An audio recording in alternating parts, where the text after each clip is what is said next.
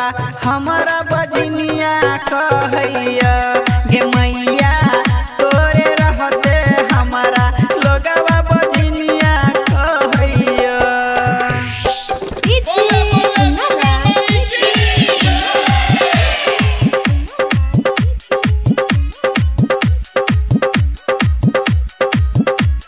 Recording by जय मां Durga music Khajauli बाजार। गे मैया एलियो तोहर दरबार सुन ले हमर मैया पुकार गे मैया सुन ले हमर पुकार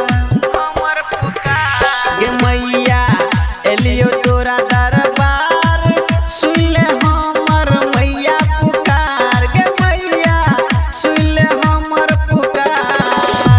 तो दुनिया देख देख हमारा हंसैया लोगवा बजनिया कहैया गे मैया तोरे रहते लोगवा हमारा बजनिया कहैया।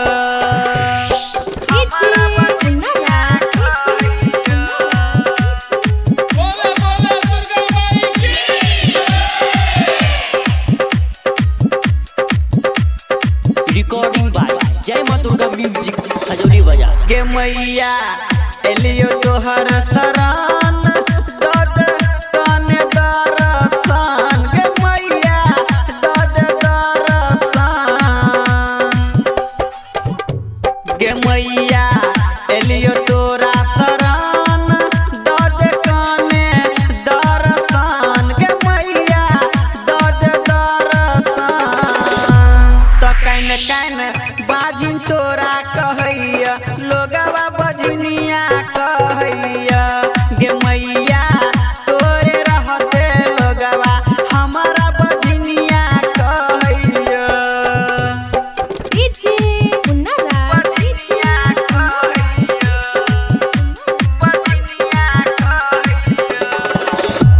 तो राइटर प्रकाश लिखे कहानी सुन गे दुर्गा महारानी गे मैया दुर्गा महारानी। तो राइटर प्रकाश लिखे कहानी सुन गे दुर्गा महारानी गे मैया दुर्गा महारानी। तो गायक राम कुमार गावे गाना सुन के अखिया बहैया गे मैया तोरे रहते लोगवा हमारा बजनिया कहैया।